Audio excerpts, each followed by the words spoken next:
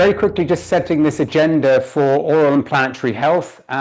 This is based on a publication that came out about 18 months ago, where we're looking at how can we strengthen the links between planetary health and particularly One Health.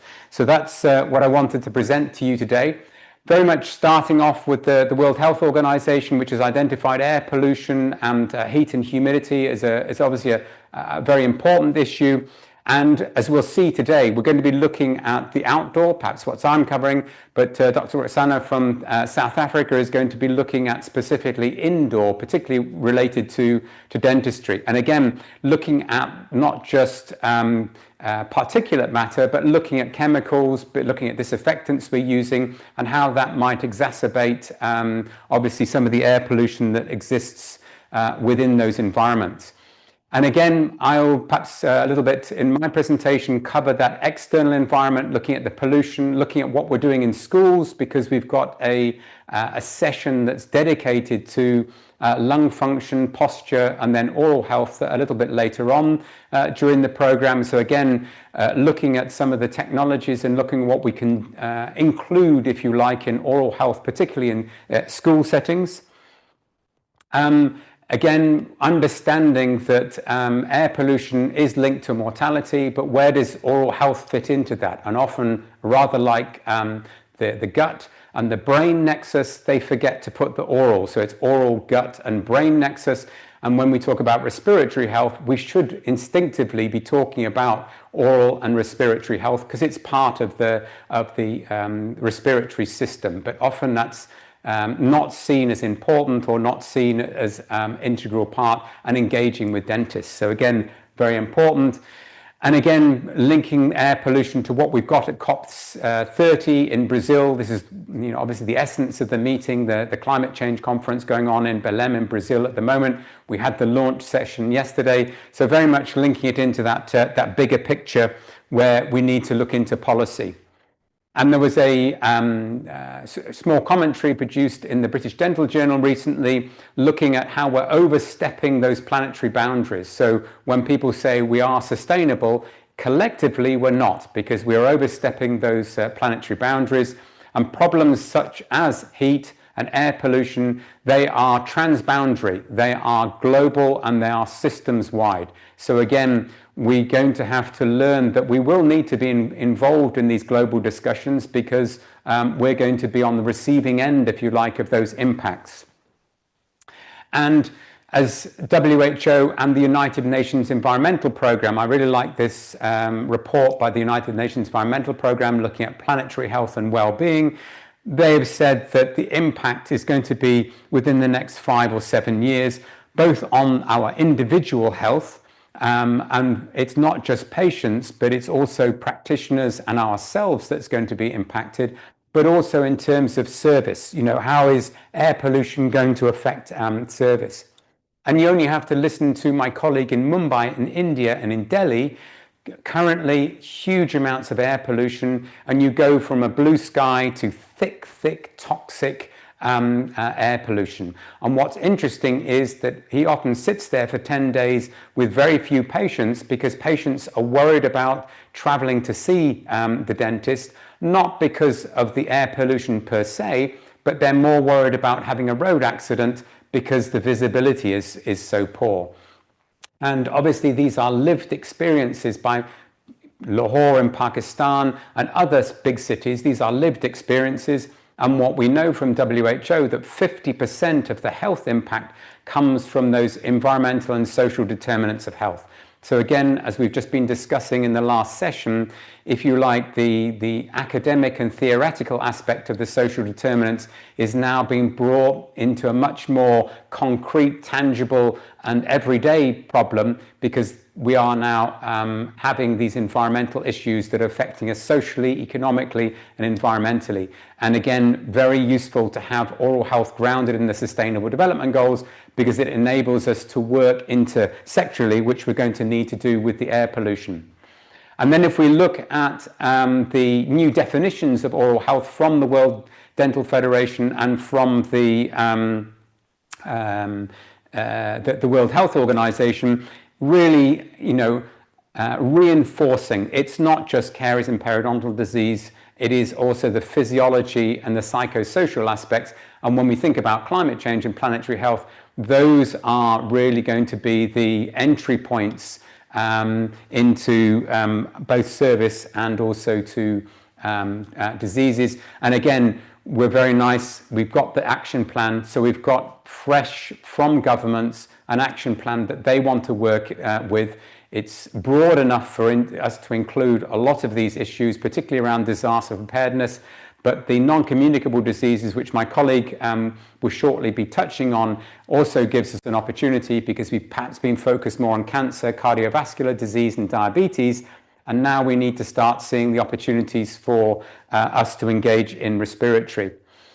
And again, WHO recognizing perhaps that the 6 strategic objectives in the action plan are missing that oral and environmental link, and the WHO Bangkok Declaration, and again my colleague will be talking about this and touching on this, picking up on that gap and starting to address it. And this conference hopefully will produce action points and recommendations that will feed into that, that 7th strategic area. And work to take, if you like, the development of the oral health definition, particularly by the FDI, those 3 cogs, and say, yes, but those 3 cogs are linked to human systems and the planet. And we've now developed a model, if you like, of oral and planetary health. And I think the link between oral and respiratory health, with air pollution, with heat and humidity and all the issues that go with it, really allow us to begin to understand, well, what are the connections? And as I say, we're at the very beginning of this agenda, but it's so important to start thinking about these bigger agendas and how we can engage and coordinate and link in with colleagues.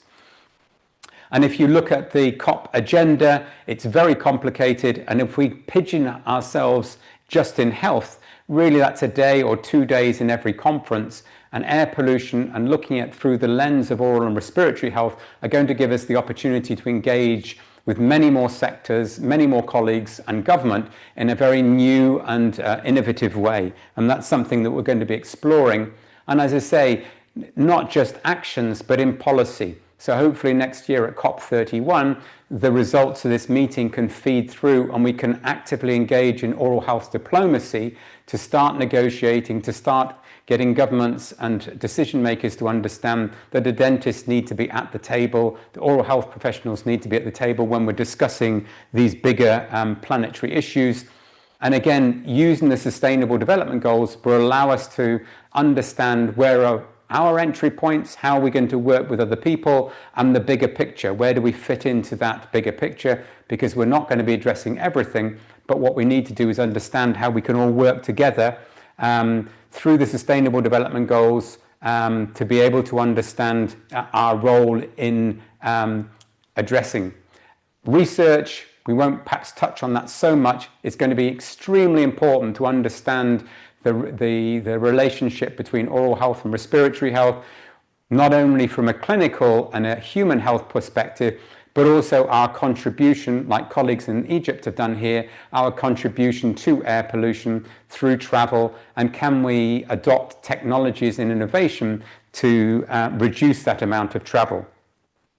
Again, a little bit of work that I'm doing here in Germany, using sophisticated air pollution and heat measuring devices in schools so that we can start understanding the dentist is coming in, we've got that data, we've got a mapping of that data, we understand where the pollution is, we can look at that granular data from the external school environment and say we're in here to look at caries, but we're also understanding how the oral health and the oral cavity is incredibly important to early childhood development, and we need to be a part of that discussion with colleagues from the medical fields, and also looking at that indoor data. So not just the external, but also the internal data. I know colleague from South Africa will be touching on that. We need to understand, and we need that data so that we can understand how to act, and then obviously look at the impact of our actions, so that we can start thinking, okay, we've got the external data, we've got the internal data, they're compatible. How can we map that, understand the transmission and the movement of air pollution in our workplaces, in our environment? And this is really what it's all about. This is really at the heart of this session. It's linking our traditional focus on oral diseases, but understanding the psychosocial, the mental health, the well-being aspects, but also more importantly, the physiology, and going and understanding through research the connections in the physiology, not just the anatomical linkages, but the physiology, to have this very much more comprehensive, holistic description of oral health that links into national and global agendas, so that we can really be a part of that contribution to climate action and sustainability. And just very quickly how this might work, the Sustainable Development Goals, as we heard in the last session, used at a global level, but people suddenly realize actually in our classrooms, in our dental school, we can use the Sustainable Development Goals to understand all the complexity, where are our entry points, and then also look at the policy. How does the policy hinder or constrain us in what we want to do, and what would our policy recommendations be to allow us to fully address some of those problems in our local environment, but also at the global level, what's our contribution in terms of policy to the bigger picture of transitioning away from these fossil fuels, but also biodiversity and pollution. And that's the idea of this conference, to look at air pollution, transboundary, big planetary health problem, come through the systems, the sectors, and then in the context of people, where people live, outdoor as well as indoor pollution. As I say, my colleague from South Africa will be addressing that, and then come up with concrete actions. What are we going to do about this? Very much the message coming out of COP3, we need to move 30, we need to move to implementation, we need to move to action. So the idea is from this conference is to get some action points as well as this session, and then also have some policy recommendations that, as I say, we can take forward through to next year. Health workforce education is going to be absolutely critical. So again, we've got sessions on the dental education and the curricula. What are we going to do? What options have we got to start talking about oral and respiratory health in the dental education? Also then explaining that through the Sustainable Development Goals in our clinics, in our practices, but also to governments. So we've got this common language that everyone can understand. And again, these ideas of sustainable oral health, dental medicine, because that's the direction of travel. We're moving perhaps away from this idea of dentistry. If we're looking at the physiology and the psychosocial, we need to talk about dental medicine. And we're suggesting those 4 pillars might be useful to go back to WHO and say, you've got this 7th agenda, strategic objective. This is where it might all feed into that bigger picture. And just finally, we've just produced the Belém statement, and again, understanding our role and the importance of our role and how we must engage in these big agendas. It's the first real entry into COP in a meaningful way over this 10 days, and we need to start thinking about security. We're going to have sessions on security and water security later, climate resilience and justice, sustainable livelihoods, because we want to make sure that through that, everyone is contributing for oral health for all, through policy, through action. And as I say, we've got these 4 pillars. And again, a really, really important opportunity with COP30 to pull all this together, to feed it back into the big global organizations in oral health, including the WHO, so that we're fully prepared for COP31 next year, wherever that might be. So with that, I will hand over to my colleague, Dr. Dalia. Thank you, Julian. Good morning or good evening or good afternoon, wherever you are. It's an afternoon here in Saudi Arabia. I'm Dalia Mishan, Associate Professor at Dental Public Health Department at King Abdulaziz University and a graduate of Boston University. I'm delighted here to be with you in this session talking about implications for dentistry regarding oral and respiratory health. So with the release of Bangkok Declaration from the WHO that no health without oral health, it made a clear distinction that oral health is an integral piece of the general health. It's kind of late, but it's never late to start that. And I think this declaration have made the platform for people to move towards this goal. With the WHO redefinition of oral health, we are moving from just talking about disease and treating those dental condition in the perspective of dentistry, and more talking about physiological function, psychosocial function, and how this interrelate with the disease. And therefore, we are moving more to dental medicine and how it's related to the overall health and well-being.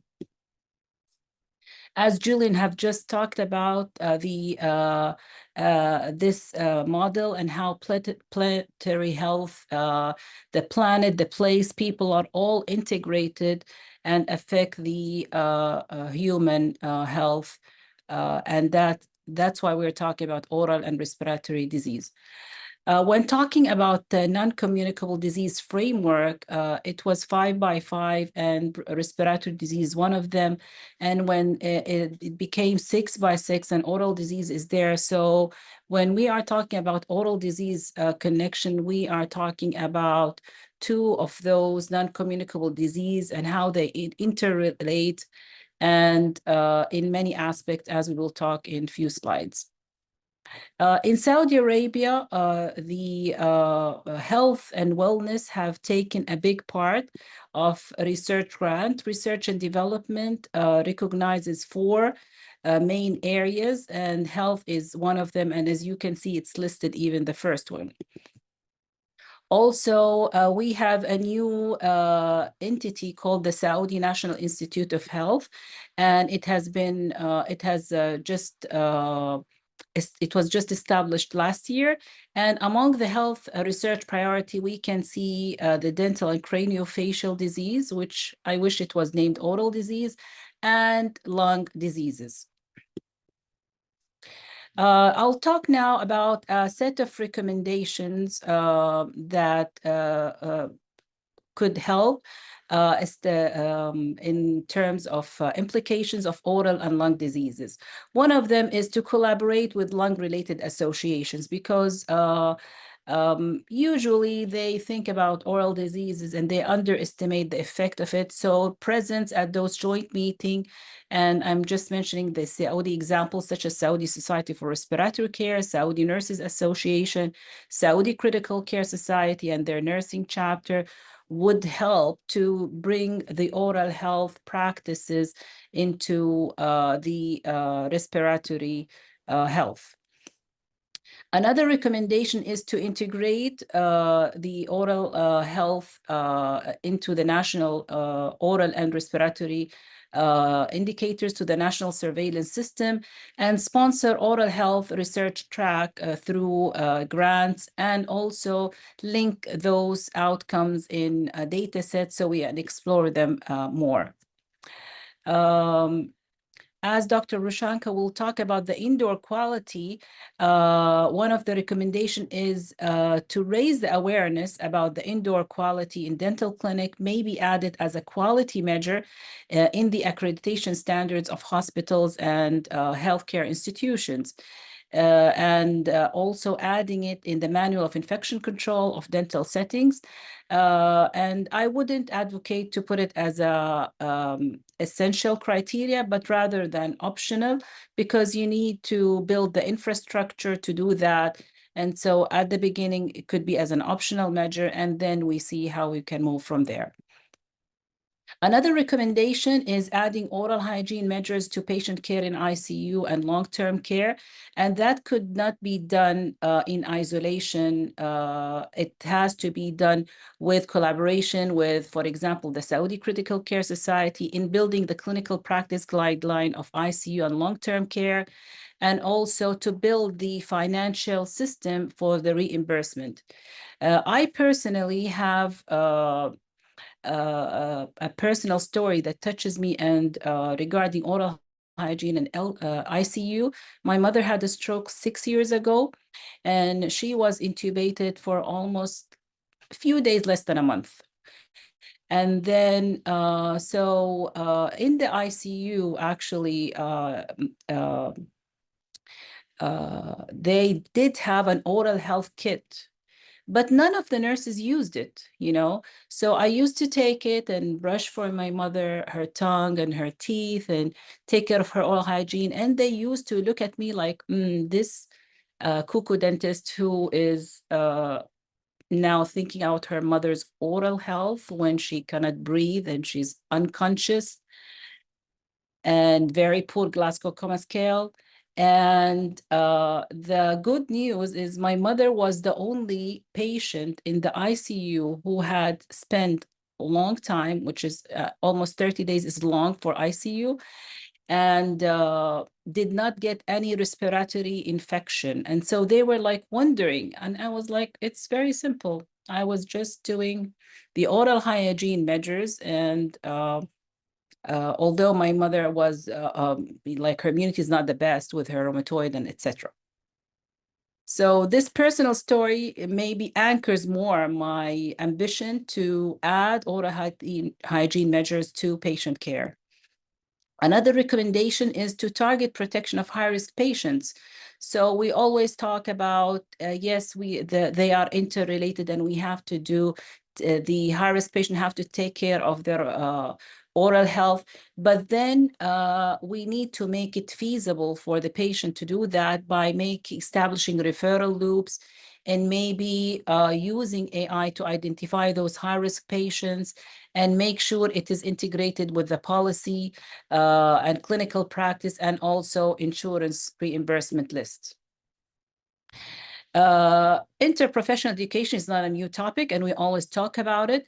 But in this session, we would like to emphasize maybe we can have a grant and create an oral respiratory education module that is ready to use by the different health disciplines, whether they are at the university, such as the nursing degrees or respiratory therapist degree, or in the special program offered by the Saudi Council for Health Specialists, which is the health licensing body, or even as a CPD.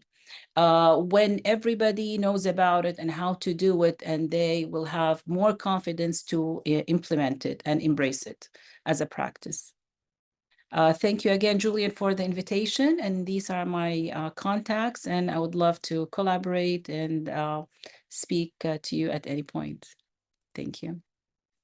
Thank you, Julian, for this opportunity. I'm Rukshana Ahmed. I am from the University of Western Cape from the Department of Prosthodontics. And today I'm going to be chatting to you about, it's actually one of my objectives of my PhD. It's sustainable vaporized disinfection for clinical air and surfaces. And I'm going to be looking specifically at hydrogen peroxide and hypochlorous acid.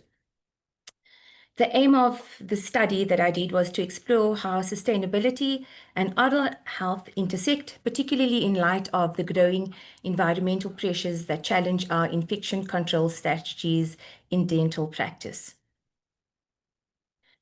Oral health can no longer be considered in isolation from planetary health.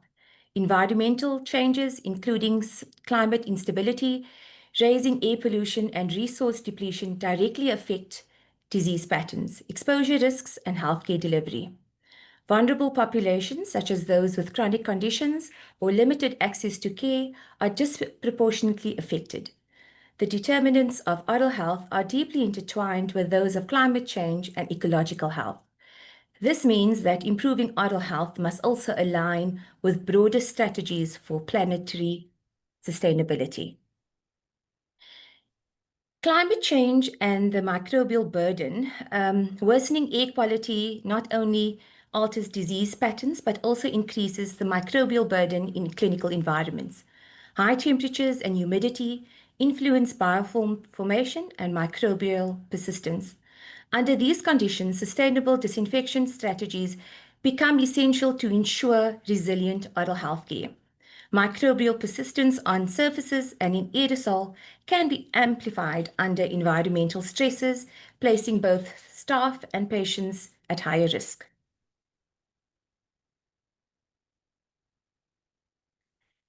In the dental clinics or in the dental settings, aerosol generating procedures are a major route for cross-contaminations. Micro droplets and splatter containing saliva, blood, and microorganisms are released into the air. Larger droplets settle quickly on surfaces and often remain moist or fluid-filled, posing immediate contamination risks.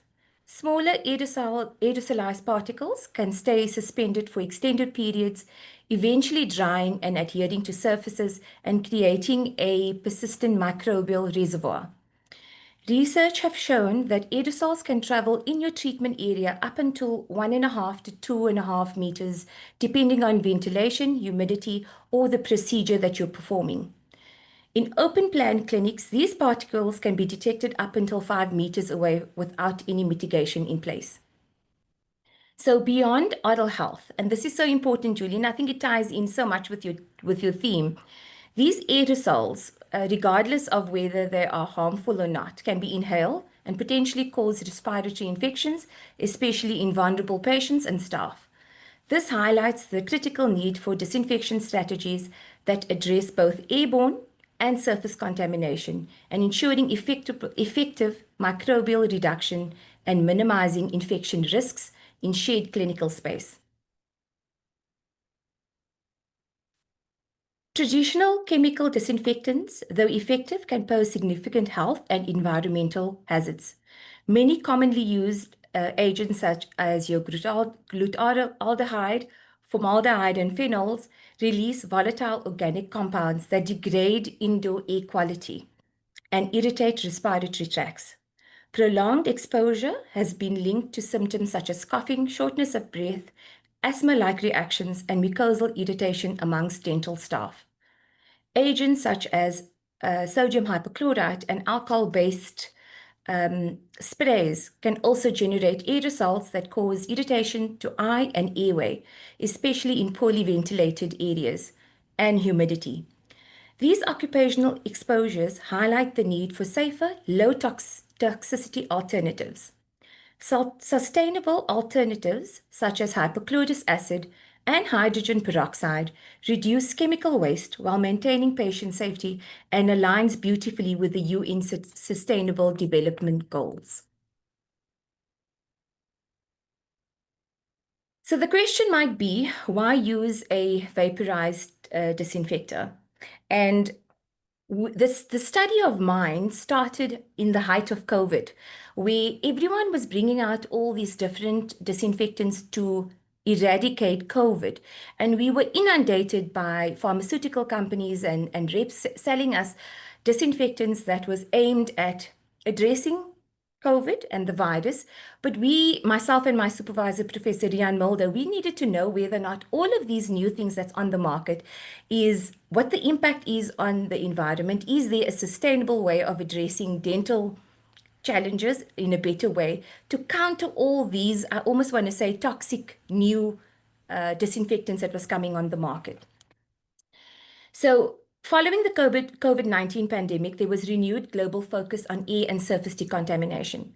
The realization that infectious agents could persist in aerosols and clinical surfaces for extended period led to greater interest in vaporized disinfection systems. Vaporized disinfectants offers a practical and sustainable solution. Unlike manual cleaning, they uniformly cover the air and all exposed surfaces, including your hard-to-reach areas. This consistent microbial reduction limits staff exposure and minimizes chemical overuse. Importantly, these systems also reduce water and chemical consumption while ensuring precision delivery, making them an essential advancement in sustainable infection controls for dental clinics and healthcare settings as a whole. My study objective was to compare two vaporized disinfectants. The one was an hypochlorous-based one with the trade name of IvoClean. The other one was a hydrogen peroxide-based one called Nocalase, and we used this against Candida albicans and Enterococcus faecalis, specifically targeting pathogens associated with dental contamination. We all know that Candida is a resilient fungus capable of forming biofilm that's resistant to conventional disinfectants.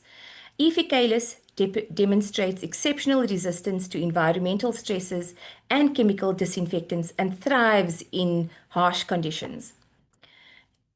Testing these microorganisms provides a realistic assessment if the disinfectant performance under these conditions can then be simulated in a clinical environment. We selected these two. It was very strategic because the Ivoclean, which is the hypochlorous acid-based one, is currently a well-known dental unit waterline disinfectant. So it is currently being used in your dental clinics. It's hypochlorous-based, so you don't need to go and purchase an additional disinfectant.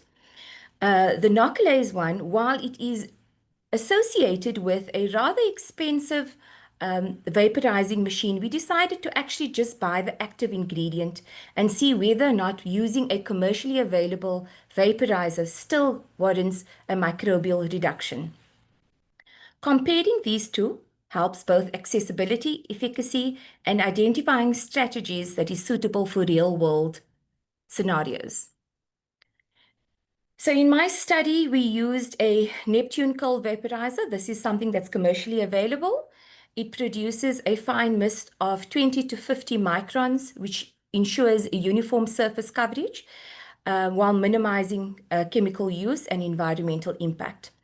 As I mentioned before, we used Efficalis and Candida albicans, which was standardized using the McFarland standards for consistency. And to reflect clinical environments, we used various growth media ranging from nutrient-rich to nutrient-poor, just to mimic procedure contamination scenarios.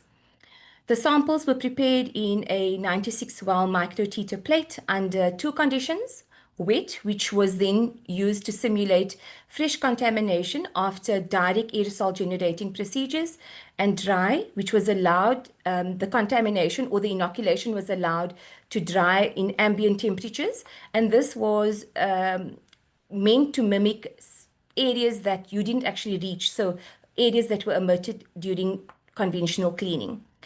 Disinfection cycles were completed within minutes, 1 minute for a vapor exposure, and then 2-minute dwell time. So we sprayed for a minute and then we just let it settle for 2 minutes. So your total cycle was 3 minutes, and this allowed for efficient surface decontamination, also with the hopes that it was a minimal interruption for the clinical procedures. Short exposure times are advantageous for dental and medical settings that require fast, repeatable disinfection between procedures.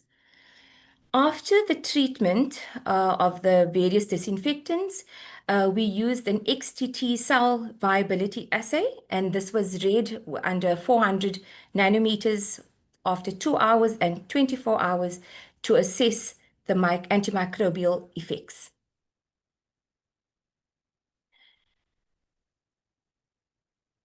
Okay, when I look at the findings, the Ivoclean one, which was the hypochlorous-based disinfectant, it achieved the greatest microbial reduction in moist surfaces in clinical settings. And that's great for us dentists because that's our contamination is usually moisture-based.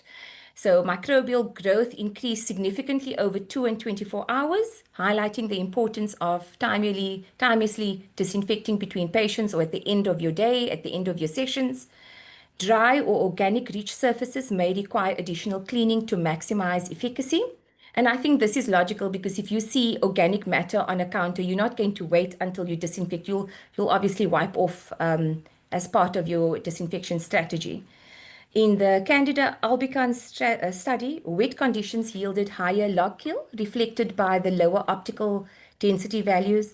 Growth was strongly medium dependent, with nutrient-rich media supporting a higher proliferation, showing reduced hypochlorous acid efficacy, whereas the nutrient-poor media facilitated greater microbial reduction. Similarly, for the Efficalis study, wet samples showed greater log kill than dried samples. A significant time-medium interaction indicates that microbial suppression depends on both exposure, the duration of the exposure, and the nutrient availability.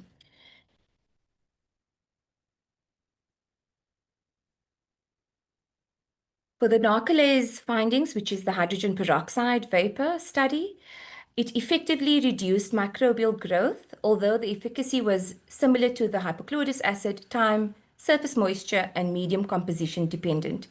For Candida albicans, the optical density increased substantially from the 2 to 24 hours. Moisture enhanced the activity, though in some dry surfaces, it supported the growth of E. faecalis, which showed similar trends, confirming the microbial suppression greatly depended on exposure time and environmental context. Both Nocolase and Ivoclean effectively reduced the Candida albicans and E. faecalis, with hypochlorous acid working best on moist surfaces. Both products are environmentally friendly. Nocolase breaks down into water and oxygen, and the hypochlorous acid-based disinfectant into water and chloride ions.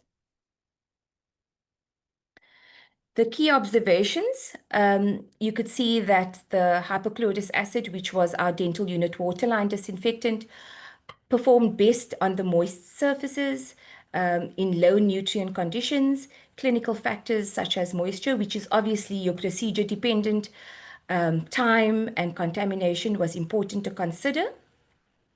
And like I said before, they are both environmentally friendly disinfectants. What is the practical applications in the dental clinics? One of the things that was highlighted was the use of the vaporizer, but I think that if you know how to use it and you've used it before, it can be used as an effective adjunct in your clinical disinfection strategies. They complement standard cleaning protocols. It's meant to add a different facet and allows you then the alternative of using an environmentally friendly disinfectant. The study using the dental unit waterline was novel. It wasn't done before, and I think that was the one thing that excited me the most, that for a clinic that is low resourced, if you have one disinfectant that has got a dual purpose, and I think that was the greatest result for me from the study, that it actually does work.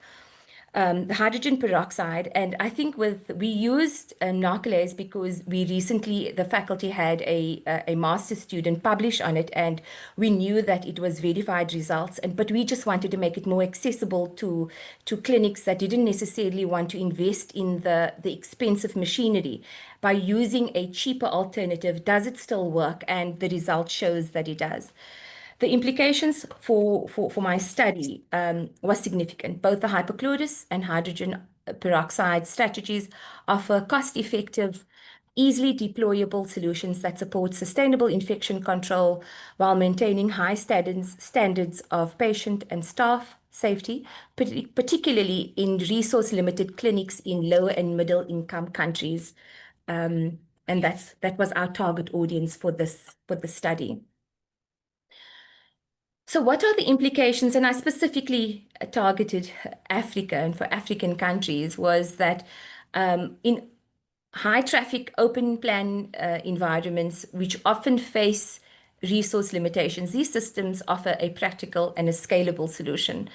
Beyond surface decontamination, vaporized disinfection also improves the air hygiene by reducing the airborne microbial load. And Julian, I think that is what our whole talk is about, is to make sure that we are getting rid of fungal spores, bacterial aerosols that could pose respiratory risks in the clinical area to both staff and patients. The closed automated vapor delivery system minimizes chemical inhalation and skin contact, offering a safer alternative to traditional spray disinfectants for your staff. It aligns with sustainable dentistry principles, promoting patient safety, environmental protection, and economic feasibility, while advancing the shift towards low toxicity, energy efficient disinfection systems. And I put this in there because, and you spoke about the draft Bellum statement, and it's so ironic that I obviously didn't see it, you just presented it, but my last slide speaks about the importance of the policy and advocacy in promoting sustainable disinfection protocols. Policies in healthcare should not only focus on effective infection prevention, but also incorporate an environmental stewardship, and that is so important for us in Africa. Because a lot of the times when you speak about anything that's environmental, you think, okay, this is going to cost us money. It doesn't. We just need to think outside the box and think a little bit more broadly about it. Encouraging the adoption of eco-friendly and biodegradable disinfectants such as hypochlorous and hydrogen peroxide-based products protects both staff and patients from chemical exposure while minimizing ecological harm. Importantly, it aligns beautifully with the sustainable development goals, ensuring that infection control supports broader global health and environmental objectives, specifically One Health. By integrating these considerations into policy and practice, healthcare institutions can simultaneously achieve high microbial safety and responsible climate-conscious infection control. Thank you so much for listening. My acknowledgements is just to say thank you to you, Prof. Fisher, for giving me this opportunity to share part of my PhD findings that I'm quite passionate about, Prof. Adam and my supervisor, Rian Mulder. Thank you so much.